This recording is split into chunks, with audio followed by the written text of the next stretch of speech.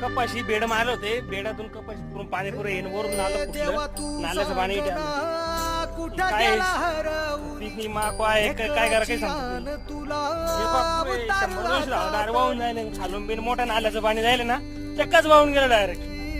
आणि आहे घालं सरकार पुन्हा मालाला व्यवस्थित भाव देत नाही. असे अनुदान देतात, लावडाला पाहिजे अनुदान आम्हाला. शेतकऱ्याला चौकून तकलीफ आहे. सुधरा, शेतकऱ्याचं जीवन चौकून पाण्यामध्ये डुबल्यासारखं आहे. त्याच्यामध्ये तुमच्या सारखे नालायक लोक सत्तेमध्ये बसणार आहे. ते असे वाट लावते आमच्या मालायची. कपाशीचा पुडा 2000 रुपयाला पुडा आहे.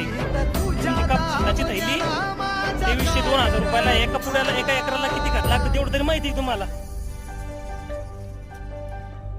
नालायक लोक झाले.